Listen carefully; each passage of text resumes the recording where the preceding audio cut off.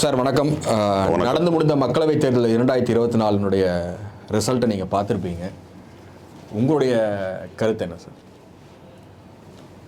ஆக்சுவலாக ஜனநாயகம் அப்படிங்கிறது என்னையை பொறுத்த வரைக்கும் என்னென்னா கொஞ்சம் சந்தேகத்துக்குரிய ஒரு கொஸ்டின் மார்க் ஆயிடுச்சு.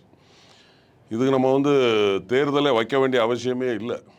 இது மாதிரி அனைத்து கட்சிகளிலும் உள்ள வேட்பாளர்களை நிப்பாட்டி அவங்க பிரச்சாரம் பண்ணி அதில் மக்கள் ஓட்டு போட்டு கவுண்டிங் அது தேவையே இல்லை. அவங்க ஆளுங்கட்சியை சார்ந்தவங்கள அவங்களே இவங்க எங்களுடைய வேட்பாளர் ஜெயிச்சிட்டாங்கன்னு அறிவிச்சிட்டு போயிடலாம். அந்த அளவுக்கு ஜனநாயகம் ரொம்ப மோசமாக இருக்குது. என்னுடைய கருத்து அதுதான். இந்த மக்களவை தேர்தலில் எலெக்ஷன் ரிசல்ட் முடிகிறதுக்கு முன்னாடியே ஒரு பொறுப்புள்ள ஒரு முதலமைச்சர் 40 நாங்கள் ஜெயிச்சிட்டோம் அப்படின்னு சொல்கிறாங்க. அதாவது நம்மளை மாதிரி ஆளுங்க போகிற போக்கில் சொல்லிட்டு போகலாம், டீ கடையில டீ குடிச்சிக்கிட்டு அரசியல் பேசுகிறவங்க அந்த மாதிரி பேசலாம் சொல்லலாம். ஆனால் ஒரு நாட்டோட முதலமைச்சர் அப்படிங்கிறவர் கவுண்டிங் போய்கிட்டு இருக்கும்போதே ஜெயிச்சிட்டோம் அப்படின்னு சொல்கிறாங்க. இப்போ விருதுநகரில் நைட்டு 12:45 1 மணிக்கு தான் சொல்கிறாங்க ரிசல்ட்டை. அதுவே ஒரு ஜனநாயக படுகொலை. என்னை பொறுத்த வரைக்கும் அது சொன்னால் அப்படி தான் சொல்லணும். ஒரு முதலமைச்சர் எல்லாருக்கும் பொதுவானவர்.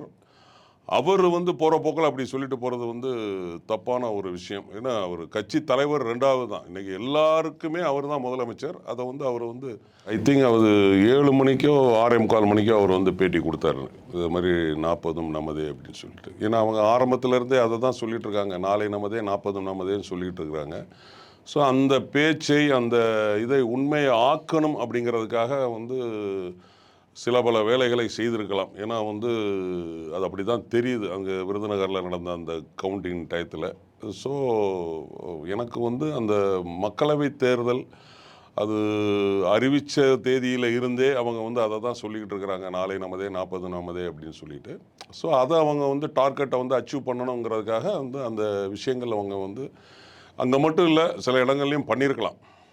நீங்கள் சொல்கிற இந்த விருதுநகரில் நடந்திருக்கக்கூடிய ஜனநாயக படுகொலை அப்படிங்கிறீங்க இல்லையா, அந்த நேரத்தில் கரெக்டாக ஒரு 7 மணிக்கு முதலமைச்சர் 40 நாங்கள் ஜெயிச்சிட்டோம், இன்க்ளூடிங் புதுச்சேரியும் சேர்ந்து அப்படிங்கிறாரு. இந்த விஷயத்தை எந்த ஊடகமும் எந்த ஊடகவியலாளர்களும் கேள்வியாக எழுப்பவே இல்லையே. இதை நீங்கள் எப்படி பார்க்குறீங்க? இல்லை ஆக்சுவலாக பார்த்தீங்கன்னா அது எப்போதுமே உள்ளது தானங்க. ஆளுங்கட்சிக்கு ஆதரவாக தானே மேக்சிமம் ஊடகங்கள் இருப்பாங்க. ஏன்னா நிறைய ஊடகங்கள் அவங்கள என்ன சொல்கிறது, அவங்கள அட்ஜஸ்ட் பண்ணிட்டு போனால் தான் அவங்களுக்கு நிறைய அவங்களுக்கு சில விஷயங்கள் கிடைக்கும். அது ஃபார் எக்ஸாம்பிள் விளம்பரங்கள் அந்த மாதிரி விஷயங்கள்லாம் அது பத்திரிகை துறை ஊடகமாகட்டும் மீடியாவாகட்டும் ஆளுங்கட்சியை அட்ஜஸ்ட் பண்ணி போனால் தானே அவங்களுக்கு சில சலுகைகள் கிடைக்கும். ஸோ அதனால் அவங்க பொதுவாகவே பார்த்திங்கன்னா இப்போ ஒரு 3 வருஷ காலமாகவே என்னை பொறுத்த வரைக்கும் கேட்டிங்கன்னா ஊடகங்கள் ரொம்ப, அதாவது பத்திரிகை 4வது தூண்னு சொல்லிக்கிட்டு இருக்கிறோம் நம்ம. இந்த ஊடகங்கள் ஆளுங்கட்சிக்கு ஃபேவராக கடந்த 3 வருஷமாக அது நடந்துட்டு தான் இருக்குது. ஏன்னா நம்ம பார்க்குறோம், நம்ம கண்கூடாவே பார்க்குறோங்க. இந்த வேங்கை வயல் சம்பவம் நம்ம பார்க்குறோம். அந்த வேங்கை வயல் சம்பவத்தை எந்த ஊடகமே பெருசாக காட்டலையா, அதை பற்றி யாருமே ஒரு டிபேட்டில் போடவே இல்லையா. எந்த டிவியும் நீங்கள் எடுத்தாலும் வேங்கை வயலை பற்றி பேசவே இல்லையா. அவங்க அந்த வைரமுத்துக்கும் இளையராஜாவுக்கும் பிரச்சனை அப்படின்னா அதைத்தான் பூதாகரமாக ஆக்குறாங்களே தவிர பட் ஆளுங்கட்சியை சார்ந்த ஒரு விஷயத்தை பூதாகரமாக ஆக்கலையே. இன்றைக்கி பார்த்தீங்கன்னா திரு சவுக்கு சங்கர் அவர்களை 3 நீதிபதியில் ஒரு நீதிபதி அவருக்கு கொடுத்தது தப்பு தண்டனைன்னு சொல்கிறாரு. அதை இன்றைக்கி டிபேட்டாக போட வேண்டியது தானே. இன்றைக்கி இருக்கிற நிறைய ஊடகங்கள் அதை டிபேட்டாக போட வேண்டியது. ஆனால் அதை போட மாட்டாங்க. ஏன்னா அது ஆளுங்கட்சிக்கு அகைன்ஸ்ட் ஆகிருமேன்னு சொல்லிட்டு போட மாட்டாங்க. பத்திரிகை என்பது அது ஆளுங்கட்சியாக இருந்தாலும் சரி ஆண்ட கட்சியாக இருந்தாலும் சரி சரியாக பேசணும், சரியாக விஷயங்களை மக்கள்கிட்ட எடுத்துகிட்டு போகணும். அதுதான் என்னுடைய கருத்து. ஊடகத்தை பற்றி பேசுகிறனால அந்த கேள்வி முன்வைக்கிறேன். தொடர்ந்து கேப்டன் இருக்கும்போதும் சரி, இப்போ கேப்டன் மறைவுக்கு பிறகும் சரி, தேமுதிகவினுடைய பொதுச் செயலாளர் திருமதி பிரேமலதா விஜயகாந்த் அவர்கள் மீதும் அவருடைய மகன் விஜயபிரபாகரன் மீதும் மறைந்த கேப்டன் மீதும் ஆதாரமற்ற குற்றச்சாட்டுகளை இந்த யூடியூப்பில் தொடர்ந்து பரப்பிக்கிட்டே இருக்காங்க. இப்போயும் மாணிக்கம் தாகூரில் இருந்து ஆரம்பித்து இன்றைக்கி யூடியூப்பில் புதுசாக ஆங்கரிங் ஆகிற புது பசங்க வரைக்கும் தொடர்ந்து இந்த குற்றச்சாட்டுகளை முன்வைக்கிறாங்க இல்லையா. இதை நீங்கள் எப்படி பார்க்குறீங்க? இல்லை ஆக்சுவலாக பார்த்தீங்கன்னா கேப்டன் அவர்களை அவரை பற்றி அவருடைய விஷயங்கள் என்னென்னே தெரியாமல் யூடியூப்லாம் நிறைய பேசுனாங்க. இதுக்கு தான் தலைவர் இருக்கும்போது தூன்னு துப்பிட்டு போயிட்டார். அந்த ஊடகத்தை வந்து அன்னைக்கே அவர் சாடிட்டு போயிட்டார். ஏன்னா எல்லா ஊடகங்களையும் நம்ம வந்து குறை சொல்ல முடியாது. ஒரு சில ஊடகங்கள், அது சில ஊடகங்கள் அந்த மாதிரி இருக்கிறாங்க. ஏன்னா தலைவர் அது வந்து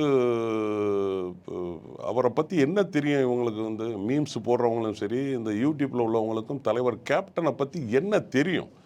இன்னைக்கு அதே அந்த ஊடகங்கள் இன்னைக்கு அவரை வந்து டிசம்பர் 28க்கு அப்புறம் வந்து அவரை வந்து அப்படியே பாராட்டுறாங்க. இதைத்தானே நாங்கள் முதல்ல இருந்து சொல்லிக்கிட்டு இருந்தோம். இவங்களுக்கு என்ன தெரியும்? நாங்கள் தலைவர் கூட 33 வருஷமாக பயணம் பண்ணிட்டு இருக்கோம். எங்களுக்கு தெரியும் எங்கள் தலைவர் எப்படிப்பட்டவர்னு. இதை வந்து ஊடகங்கள் வந்து ஒரு கண்ணில் வந்து வெண்ணையும் ஒரு கண்ணில் சுண்ணாமும் வைக்கக்கூடாது. நீங்கள் சரியாக வந்து பயணம் பண்ணணும். இது வந்து ஒரு டிரான்ஸ்பரண்டாக இருக்கணும். இன்றைக்கி அதே ஊடகங்கள் வந்து அந்நியார் அவர்களை எவ்வளவோ குற்றம் சாட்டினாங்க. வந்து கேப்டனை வந்து கிட்டத்தட்ட ஒரு அம்மாவாக இருந்து அவங்க எவ்வளவு செஞ்சுருக்கிறாங்க. ஒரு பணிவிடைகள் வந்து இப்போ நம்ம வீட்டிலே எடுத்துக்கோங்க. எனக்கு ஒரு ஆப்ரேஷன் ஆயிடுச்சுன்னா ஒரு மாதம் வந்து என்னுடைய மனைவி வந்து என்னைய வந்து பார்ப்பாங்களா அப்படிங்கன்னா அது ஒரு கொஸ்டின் மார்க்கு. ஆனால் இவங்களை கேப்டன் அவர்களை கிட்டத்தட்ட அவங்க 6-7 வருஷம் மேலே வந்து அவங்க ஒரு குழந்தை மாதிரி அவங்க வந்து பார்த்துக்கிட்டாங்க. அவங்களுக்கு என்ன தெரியும்? ஒரு வலியும் வேதனையும் கூட இருக்கிறவங்களுக்கு தான் தெரியும். நம்ம போகிற போக்கில் வந்து யூடியூப்பும் சரி, டிவியும் சரி, பத்திரிகையும் சரி ஒரு குற்றம் சாட்டிட்டு போகக்கூடாது. ஏன்னா உங்கள் வீட்டில் இந்த மாதிரி ஒரு பிரச்சனை நடந்ததுன்னா அப்போ உங்களுக்கு அதோட வலியும் வேதனையும் தெரியும். அதனால் வந்து அந்நியாரையும் வந்து தொடர்ந்து அவங்க வந்து அந்த மாதிரி குற்றச்சாட்டு பண்ணிக்கிட்டு இருக்கிறாங்க. இப்போ கூட வந்து இந்த எலெக்ஷன் ரிசல்ட்டில் வந்து தப்பு நடந்திருக்குன்னு சொல்லும்போது கூட அந்நியார் அவர்கள் ஒரு பேட்டி கொடுத்தாங்க. இந்த மாதிரி அவர் வந்து சின்ன குழந்தை, சின்ன பையன், அது ஆளுங்கட்சி விட்டு கொடுத்துருக்கலாமே அப்படின்னு சொன்னதுக்கு கூட திரு மாணிக்க தாகூர் அவர்கள் வந்து அதை வந்து வேறு மாதிரி வந்து பேசுகிறாரு. நான் என்ன சொல்கிறேன்னா, அவங்க ஒரு கட்சிக்கு தலைவர், அதை விட மேலே ஒரு பையனுக்கு அம்மா. இங்கே வந்து பார்த்தோம்னா தலைவருங்கிறத விட அம்மாங்கிற பாசம் தான் மேலோங்கி நிற்கும். அது யாராக இருந்தாலும் சரி, நம்ம அஸ்ய பொலிட்டிஷியனாக இருந்தாலும் சரி, அஸ்ய ஆக்டராக இருந்தாலும் சரி, அஸ்ய பிஸ்னஸ் மேனாக இருந்தாலும் யாராக இருந்தாலுமே வந்து அவங்க வந்து மதர் அப்படிங்கிற அந்த சென்டிமெண்ட்டு தான் எப்போவுமே மேலோங்கி நிற்கும். அது அவங்க வந்து ஒரு பையனுக்காக அவங்க அந்த பேசுகிறாங்க. உடனே வந்து அவர் திரு மாணிக்கத்தை அவர் வந்து அவர் பஞ்சு மிட்டாய் வாங்கி கொடுங்க, பீச்சுக்கு கூட்டு போங்க அப்படிலாம் வந்து சொல்கிறார். ஏன்னா எங்களுக்கு தெரியும் திரு மாணிக்க தாகூரை நான் வந்து கடந்த 2 தேர்தலையும் நான் பார்த்துருக்குறேன். என்ன பிரச்சாரம் போகும்போது நாங்கள் பார்த்துருக்குறோம். இது 3வது தேர்தலில் நாங்கள் மீட் பண்ணுறோம். நிறைய இடங்களில் போகிறோம். இப்போ நான் ஒரு விஐபி அங்கே பார்க்க போனேன். அப்போவே வந்து அவர் விஐபி என்ன சொன்னார்னா, நீங்கள் இவ்வளவு தூரம் எஃபர்ட் எடுத்து உழைக்கிறீங்க, அவர் வந்து எலெக்ஷனுக்கு முன்னாடி 3 நாளைக்கு முன்னாடியும் எலெக்ஷன் அன்னைக்கும் அவர் ஒரு ட்ரெண்ட் அடிப்பாருங்க, அவரெல்லாம் நம்ம வந்து நிச்சயமாக ஹேண்டில் பண்ண முடியாதுன்னு ஒரு விஐபி என்கிட்ட சொன்னார். இப்போ அதுதான் நடந்திருக்கு. இப்போ இதெல்லாம் வச்சு பார்க்கும்போது இல்லை, நீங்கள் ட்ரெண்டுன்னு ஒரு வார்த்தை குறிப்பிடுறீங்களே, அது என்னது? அது இல்லை, அதுதான் அது தெரிஞ்சுக்கணும். மக்கள் அதுதான் சொல்கிறேன்ல, மக்களை வந்து கவனிக்கிற விஷயத்தில் கவனிக்கணும். அதுதான் ட்ரெண்டு. அந்த கவனிப்பு விஷயத்தை அவர் வந்து கிளியராக பண்ணிடுறாரு. அவர் வந்து நாங்கள் கொடுக்கல வைக்கலன்னெலாம் சொல்லுவாங்க. பட் கொடுத்துருக்குறாங்க, செஞ்சுருக்கிறாங்க, கவனிச்சிருக்கிறாங்க. அது வந்து நிச்சயமாக அது நடந்திருக்கு, நடக்காமலாம் இல்லை. அது அதே மாதிரி வந்து பார்த்திங்கன்னா நிறைய அதிருப்தி, அவர் நிறைய இடங்கள்லாம் அவரை வந்துட்டு உள்ளேயே விடலை. நாங்கள் கண்கூடாக நாங்களாம் பிரச்சாரத்துக்கு போகும்போது பார்த்தோம். ஏன்னா ஒரு 2 தடவை சிட்டிங் எம்பியாக இருந்தவரை உள்ளே விடலை. ஸோ இப்போ இதெல்லாம் மீறி அவர் ஜெயிச்சிருக்காருன்னா அப்போ எனக்கு வந்து அந்த விஐபி சொன்னது தான் ஞாபகம் வருது. அது கடைசி 3 நாள் அவர் நாங்கள்லாம் 30 நாள் வேலை செஞ்சோம்னா அவர் கடைசி 3 நாள் வேலை செஞ்சுருக்காரு. கவுண்டிங் அப்போவும் அவர் கரெக்டாக வேலை செஞ்சுருக்கிறாரு. ஏன்னா வந்துட்டு பார்த்தீங்கன்னா அந்த இடத்துல கவுண்டிங் நடக்கும்போது கலெக்டர் வந்து சொல்லியிருக்கிறாரு எனக்கு வந்து ப்ரெஷர் அப்படின்னு சொல்லிட்டு. ஏன்னா என்ன, தேசிய முற்போக்கு திராவிட கழகத்தை சார்ந்த திரு ராஜமாணிக்கம் மாநில பொதுக்குழு உறுப்பினர், அவர் மதுரை மாவட்டத்தை சார்ந்தவர், அவர்கிட்ட அவர் சொல்லியிருக்கிறாரு எனக்கு வந்து ப்ரெஷர் ஜாஸ்தி வருது, என்ன பண்ணுறதுன்னு தெரில, செல்ஃபோனை சுவிட்ச் ஆஃப் பண்ணிடலாமான்னு சொல்கிறாராம். ப்ளஸ் என்ன சொல்கிறாருன்னா போஸ்டல் ஓட்டலில் வந்து நம்ம வந்து கவனமாக இருங்க அப்படின்னு அதையும் சொல்கிறாரு. ஏன்னா என்னையை பொறுத்த வரைக்கும் என்னுடைய அரசியலோட அனுபவத்தில் நான் வந்து ஒரு 3 தடவை தேர்தலில் நின்றுக்கிறேன். போஸ்டல் ஓட்டை தான் முதல்ல எண்ணுவாங்க, அதுதான் வந்து ப்ரொசீஜர். நம்ம பார்த்தீங்கன்னா இதை கடைசியில் கவுண்ட் பண்ணியிருக்கிறாங்க. அதுவும் 8:30 9 மணிலேருந்து 1 மணி வரைக்கும் அதில் 10,000 சொச்ச ஓட்டு இருக்குது. அதில் போஸ்டல் ஓட்டில் 10,000 சொச்ச ஓட்டில் 1,900 சொச்ச ஓட்டு வந்து பார்த்திங்கன்னா மிலிட்ரிக்காரங்க, 8,000 சொச்ச ஓட்டு வந்து கவர்மெண்ட் ஸ்டேட் கவர்மெண்ட்டோட ஸ்டாஃபு. அப்போ ஆக மொத்தம் 10,000 சொச்ச ஓட்டு. இதில் அவங்க வந்து ஃபஸ்ட் ரவுண்டிலே செல்லாத ஓட்டுன்னு பார்த்தீங்கன்னா 600 சொச்ச ஓட்டை வந்து 635 ஓட்டு செல்லாதவங்கன்னு டிக்ளேர் பண்ணுறாங்க. 2வது ரவுண்டில் வந்து 510 ஓட்டு டிக்ளேர் பண்ணுறாங்க. இப்போ இந்த டிக்ளேர் பண்ண ஓட்டுகள் இதை வந்து நம்ம வந்து அடாப்ட் பண்ணலாம். அதுக்கு வழி இருக்குது. தபால் ஓட்டில் வந்து செல்லாதவன்னு சொன்னதை கூட அடாப்ட் பண்ணுறதுக்கு வாய்ப்பு இருக்குது. ஸோ அது நிறைய விஷயங்கள் அதில் இருக்குது. ஏன்னா பார்த்தீங்கன்னா இப்போ வந்து ஏஆர்ஓ டேபிளுக்கு தான் வந்து மேனுவலாக வந்து ரிட்டனாக போகும் ஒவ்வொரு சுத்தம். ஏன்னா அங்கே கிட்டத்தட்ட வந்து அவங்க வந்து 25 சுற்று, ஏன்னா போஸ்டல் ஓட்டை சேர்த்து 25 சுற்று, 1680 பூத்து 6 தொகுதியில். அதாவது விருதுநகர், சிவகாசி, அருப்புக்கோட்டை, சாத்தூர், திருமங்கலம், திருப்பரங்குன்றம் இந்த 6 தொகுதியிலையும் 1680 பூத்து, 24 சுத்து, போஸ்டல் ஒரு சுத்து, 25 சுத்து. இந்த ஒவ்வொரு சுத்துக்குமே இவங்க அதை வந்து மேனுவலாக கொண்டு தான் ஏஆர்ஓட்டை கொண்டு போய் கொடுக்குறாங்க. அப்போது அந்த ஏஆர்ஓ அந்த இடத்துல மாற்றி எழுதுறதுக்கு வாய்ப்பு இருக்குது, இல்லைன்னுலாம் சொல்லவே முடியாது. இப்போ நம்மளை பொறுத்த வரைக்கும் என்னென்னா, இப்போ இவங்க இப்போதைக்கு இந்த ஏஆர்ஓ வந்து என்ன பண்ணியிருக்கணும்னா கலெக்டர்கிட்ட சொல்லி கலெக்டர் தான் அதை அனௌன்ஸ் பண்ணணும். பட் இந்த விருதுநகரை பொறுத்த வரைக்கும் ஏஆர்ஓவோ ஆன்லைனில் வந்து அதை வந்து டவுன்லோட் பண்ணிட்டாங்க. அதுவே ஒரு கொஸ்டின் மார்க்கு. ஒவ்வொரு ரவுண்டுமே கலெக்டர் டேபிளுக்கு ஏஆர்ஓ கொண்டு போய் கலெக்டர்கிட்ட கொடுத்து கலெக்டர் தான் அதை வந்து அனௌன்ஸ் பண்ணணும். இப்போ வந்து புதுசாக என்ன பண்ணிட்டாங்கன்னா, முன்னாடிலாம் வந்து எல்லாமே மேனுவலாக இருந்தது. இப்போ வந்து என்ன பண்ணுறாங்கன்னா ஆன்லைனில் அதை வந்து அதை அடாப்ட் பண்ணிட்டாங்க. அந்த இடத்துல தவறு நடக்கிறதுக்கு வாய்ப்புகள் 100% இருக்குது. இப்போ நம்ம என்ன பண்ணணும், அந்த ஒவ்வொரு சுத்துலேயும் இவங்க மேனுவலாக பண்ணுறதுக்கும் அவர் ஆன்லைனில் அடாப்ட் பண்ணுறதுக்கும் ஈக்குவல் ஆகுதா, டேலி ஆகுதாங்கிறத பார்க்கணும். பட் நம்மளை பொறுத்த வரைக்கும், என்னையை பொறுத்த வரைக்கும், நான் அந்த இடத்துல இருந்திருந்தால் ஆஸ் ஏ கேண்டிடேட்டாக இருந்திருந்தால் அந்த இடத்துலையே நான் வந்து ரீகவுண்டிங் பண்ணுங்கன்னு நான் ஃபைட் பண்ணியிருப்பேன். பட் இது வந்து தம்பி கூட போன அந்த பவர் ஏஜெண்ட் அண்ணன் கேடிஆர் அவர்கள் ஏற்கனவே அவர் வந்து வெளியில் பேட்டி கொடுத்துட்டு தான் போயிருக்கிறார். உள்ளே ஏதோ தவறு நடக்குதுன்னு அதை பேட்டி கொடுத்துட்டு தான் போயிருக்கிறாரு. பேட்டி கொடுத்துட்டு உள்ளே போகும்போதும் அது முடிஞ்சதுக்கப்புறம் இவங்க வந்து அங்கே இருக்கிற சூழ்நிலைகள் வந்து நிறைய போலீஸ் ஃபோர்ஸை உள்ளே இறக்கிட்டாங்க. நிறைய வந்து பார்த்தீங்கன்னா அந்த ஆரம்பம் காலையிலே பத்திரிகையாளர்களுக்கும் அங்கே காவல்துறையினருக்குமே பிரச்சனை ஆகி போட்டு அவங்க 10 பத்திரிக்கைலாம் வெளியில் உட்காந்துட்டாங்க. அதாவது ஊடகவியலாளர்கள், பத்திரிகையாளர்கள், நியூஸ்காரங்கெல்லாம் வெளியில் ரோட்டில் உட்காந்துட்டாங்க. ரோட்டில் உட்காந்ததுக்கப்புறம் எஸ்பி வந்ததுக்கப்புறம் தான் அவங்க உள்ளே போகிறாங்க. இன்ஃபேக்ட் இன்னும் சொல்ல போனோம்னா பத்திரிகைக்காரங்களுக்கும் அவங்களுக்குமே உள்ள அந்த இடைவெளி 500 அடி. எனக்கு தெரிஞ்சு எங்குமே அந்த மாதிரி இருக்காது.